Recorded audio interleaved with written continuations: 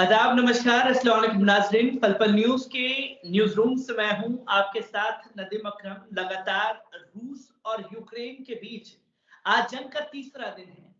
इस तीसरे जंग की उभरती हुई तस्वीरों पर लगातार हमारे जर्नलिस्ट अमजद अली ने नजर बना करके रखी हुई है। किस तरीके की परिस्थिति दोनों देश में है, इसको भी जानने की कोशिश करेंगे और भारत सरकार का जो स्टैंड खासतौर पर रूस यूक्रेन के मसले को लेकर के रहा है उसे भी समझने की कहीं ना कहीं कोशिश करेंगे और इंटरनेशनल लेवल पर इंडिया को किस तरीके से देख रहे हैं इसे भी जानने की कोशिश करेंगे। तो हमजा, सबसे पहले मैं ये जानना चाहता हूं कि आज जंग का तीसरा दिन है, कितना नुकसान दोनों देशों को अब तक हो चुका है? अभी तक जो न्यूज़ आ रही है, जो खबरें आ रही है, तो बहुत सारा नुकसान यूक्रेन को भी हुआ है और जो अभी यूक्रेन के फोर्सेस है जो रशिया पे अटैक किया है कि उनको भी बहुत सारा वहाँ पे भी बहुत सारा नुकसान देखने को मिलता है। हाल ही में अभी जो रिसेंट अपडेट आई है कि जो रशिया है वो जो कैपिटल है वहाँ का यूक्रेन का कीवी वहाँ पे अप्रोच कर रही है। तो देखने को मिला जो यूक्रेनियन जो फोर्सेस है उन्होंने वो ब्रिज को उड़ा दिया ताकि रशियन फोर्सेस जो है वो रुक जाए, ताकि वो मेन जो उनका कैपिटल है उसमें एंट्री ना कर पाए। तो यूक्रेन फोर्सेस जो है जो यूक्रेनियन प्रेसिडेंट है उन्होंने क्लेम किया कि उन्होंने एटलीस्ट 1000 से ज्यादा रशियन जो सोल्जर्स है उनको अभी तक मार गिराया है। लेकिन वहीं पे रशिया ये क्लेम कर रहा है कि उन्होंने 130 170 तक जो रशियन यूक्रेनियन सोल्जर्स है उनको मार गिराया है, जिसमें ये भी है कि जो 200 से ज्यादा सोल्जर्स उसमें घायल भी है। तो बहुत सारे सिविलियंस भी मर चुके हैं अभी तक यूक्रेन में। तो नुकसान दोनों तरफ से देखने को मिल रहा है अभी बहुत ही ज्यादा, जिससे हालात भी बहुत ज्यादा खराब हो रही है अभी। हालात तो बहुत ज्यादा खराब हो रही है। किन किन चीजों का जो यूक्रेन के निवासी हैं और रशिया के जो मेन निवासी हैं उन्हें किन किन दिक्कतों का अभी सामना करना पड़ रहा है खास तौर पर? अभी जो यूक्रेन की गवर्नमेंट है उन्होंने 18 से लेके 60 इयर्स तक जो भी वहां पे मेन है उनको वहां वो छोड़ के नहीं जा सकते यूक्रेन को। ये एक यूक्रेन के जो प्रेसिडेंट है उन्होंने ये एक ऑफिशियल अनाउंसमेंट कर दिया कि वो अगर हमारे पास फोर्सेस नहीं बचेंगे तो उन्होंने ये भी उन्होंने जो वहां के जो लोग हैं उनको ट्रेनिंग देना भी स्टार्ट किया है ताकि वो खुद की कंट्री को डिफेंड कर सके अगेंस्ट रशिया। तो 18 से लेके 60 इयर्स तक जो भी लोग वहां पे है मैन, जिसमें बच्चे और वुमेन्स नहीं आते, कि वो अपने आप को ट्रेन करके उनको ट्रेनिंग दे के वो रशिया के खिलाफ लड़ सकते हैं।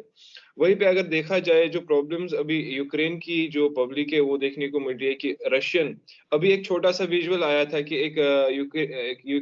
यूक्रेन जो वहां पे एक लोकल जो गाड़ी चला रहे थे उस पे एक विजुअल नजर आया कि जो रशियन टैंक्स है वो उसके ऊपर से चढ़ गई थी। तो इतनी सारी प्रॉब्लम्स जो है वो यूक्रेन के जो लोग हैं उनको देखनी पड़ रही है अभी। इसके साथ ही जो उनके पास खाने पीने का जो जो भी चीजें हैं उनमें भी बहुत दिक्कतें हो रही है। रहने की कुछ जगह जो है कोई सेफ जगह नहीं बची है अभी, क्योंकि जैसे वो कैपिटल में आ रहे हैं तो बहुत सारी प्रॉब्लम्स और भी होने को है, क्योंकि उनके पास कोई ऐसी सेफ जगह नहीं रहेगी जहाँ पे वो ठीक से खा सके, पी सके और सो सके। क्योंकि अमजद, जैसे कि लगातार तस्वीर जो बनी हुई है, जो भारतीय खासतौर पर यूक्रेन में फंसे हुए हैं उन लोगों को निकालने के लिए मोदी गवर्नमेंट की तरफ से क्या-क्या कड़े कदम उठाए गए हैं? क्योंकि कुछ तस्वीरें ऐसी भी सामने आई है जहां पर 24 जनवरी से ही तमाम ऑस्ट्रेलिया हो, जापान हो, इंडोनेशिया हो, उन्होंने अपने नागरिकों को निकालना शुरू कर दिया था। पर कहाँ चूक हुई कि जो 20,000 भारतीयों की जिंदगी खतरे में बनी हुई है, उसे हमारी सरकार जो है किस तरीके से निकालने के कड़े कदम उठा रही है अभी? सरकार तो अपनी तरफ से जो कोशिशें कर रही है लेकिन उनका अभी तक कुछ असर नहीं दिख रहा है। कहीं ना कहीं हम ये भी कह सकते हैं कि ये सरकार की एक एक इनकी एक भूल भी हो सकती है जो इन्होंने किया, जो इन्होंने पहले ही नहीं सोचा था इस चीज के बारे में।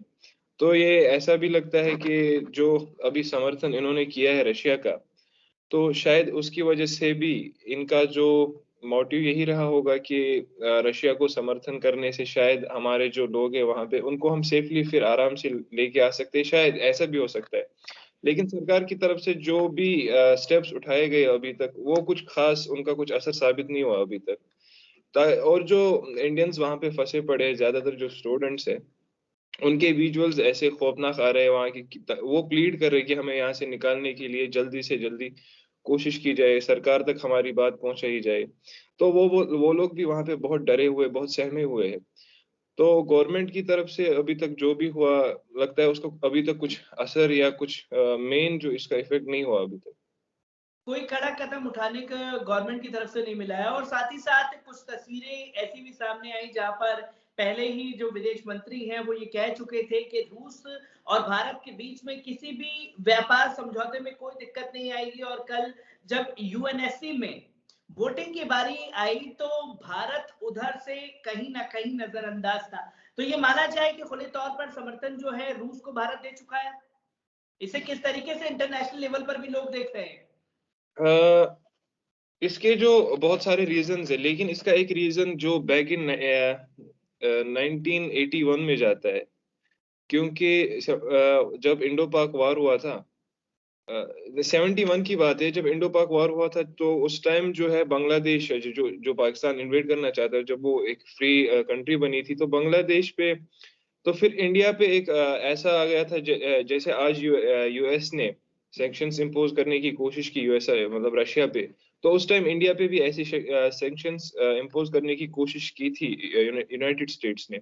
लेकिन उस टाइम क्या है, जो रशिया है, उन्होंने बैकअप किया था इंडिया को, क्योंकि उन्होंने उस टाइम वीटो पावर यूज़ करके इंडिया को सपोर्ट किया था। हालाँकि जो इंडिया है वो वीटो पावर में है, लेकिन वो जो परमानेंट 5 मेंबर्स है उसमें तो नहीं है। उस टाइम रशिया ने इंडिया की एक सपोर्ट ली थी उस टाइम।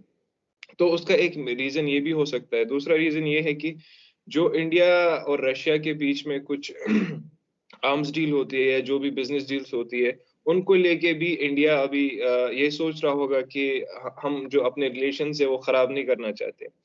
और ऐसे बहुत सारे रीज़न्स होंगे जो गवर्नमेंट के बेसिस पे उन्होंने लिए होंगे कि वो कैसे अपने रिलेशंस रशिया के साथ रखने हैं। इसीलिए उन्होंने कोई उन्होंने जो है कि रशिया को सपोर्ट दे दिया है, एक हिसाब से। एक हिसाब से सपोर्ट दे दिया है। कहीं न कहीं जो एक भ्रमित प्रचार किया जा रहा था काफ़ी सालों से मीडिया में भी कि लाल आँखें दिखाने वाले देश के प्रधानमंत्री जी हैं। अब रूस के साथ तो पाकिस्तान भी खड़ा हुआ है, रूस के साथ तो चीन भी खड़ा हुआ है। ऐसे में कैसे इसे देखा और समझा जा सकता है कि जब रूस के साथ जो सबसे बड़े दुश्मन देश भारत के खड़े हुए हैं, ऐसे में भारत की खुद रूस को समर्थन देना कितने सारे सवाल खड़े हो जाते हैं ऐसे में। इस पे तो बहुत सारे सवाल खड़े हो भी चुके और खड़े हो भी जाएँगे। क्योंकि ये जो है अभी यूक्रेन में जो हो रहा है वो बहुत ही अनह्यूमन चीज़ें हो रही है। जो वहाँ पे जो कत्ल-ओ-गारत हो रही है अभी वो बहुत ज़्यादा हो रही है। तो लोगों के जो सेंटिमेंट्स है वो गवर्नमेंट को अगर एक साइड के छोड़ के इंसानियत के नाते अगर सोचे, तो लोगों के सेंटिमेंट्स बहुत अभी यूक्रेन के साथ जुड़े हुए हैं। हालाँकि जो रशिया में जो भी लोग हैं अराउंड 2700 के आस-पास, तो उनको अभी तक जेल में डाला गया है, क्योंकि उन्होंने अपनी आवाज़ जो है वो रशिया के खिलाफ उठाई थी, क्योंकि वो वार नहीं चाहते। हालाँकि ये भी देखने को मिला है कि पूरे देश में ये देखने को मिल रहा है कि यूक्रेन की तरफ जो है लोगों के सेंटिमेंट्स और भी बढ़ रहे हैं, क्योंकि वहाँ पे जो जेनोसाइड हो रहा है वो एक तो इल्लीगल तो है ही, बट ये भी है कि उसमें कुछ देश है जो सपोर्ट कर रहे हैं रशिया को, जैसे चाइना है, पाकिस्तान है। एक और जो कंट्री इसमें जुड़ गई, यूनाइटेड अरब एमिरेटिस, उसके भी कुछ अलग रीज़न्स है, चाइना के कुछ अलग रीज़न्स है, पाकिस्तान के भी कुछ अलग रीज़न्स है रशिया को सपोर्ट करने के लिए। लेकिन जो इमेज अभी इंडिया का बना है यूएस में या जो बाकी यूनाइटेड नेशन यूरोपियन कंट्रीज़ है, उसका इमेज जो है इस पे बहुत सारा इफ़ेक्ट पड़ने वाला है, क्योंकि ये एक इन्होंने एक वॉर को इन्होंने बढ़ोतरी दी है, एक जेनोसाइड को इन्होंने बढ़ोतरी दी है। जिसमें ये भी देखने को मिला है, जो पाकिस्तान के पीएम इमरान खान जो विज़िट किए थे, जिस दिन रशिया ने यूक्रेन पे हमला किया था, तो उसको भी भारी भरकम रकम चुकानी पड़ेगी। जैसे कि यूनाइटेड स्टेट्स ने जो बिडेन ने जो है उन पे एक बैन लगा दी $55 मिलियन की। जो वहां पे गए थे उस टाइम ऐसी पेचीदा सिचुएशन पे। तो ऐसे ही शायद इंडिया को भी देखने को मिलेगा, क्योंकि यूनाइटेड स्टेट्स ने इससे पहले भी इंडिया पे सैंक्शंस इम्पोज करने की कोशिश की है। तो ऑल ओवर अगर हम देखें, जो ग्लोबली जो इंडिया की इमेज है उस पे बहुत बुरा असर पड़ने वाला है।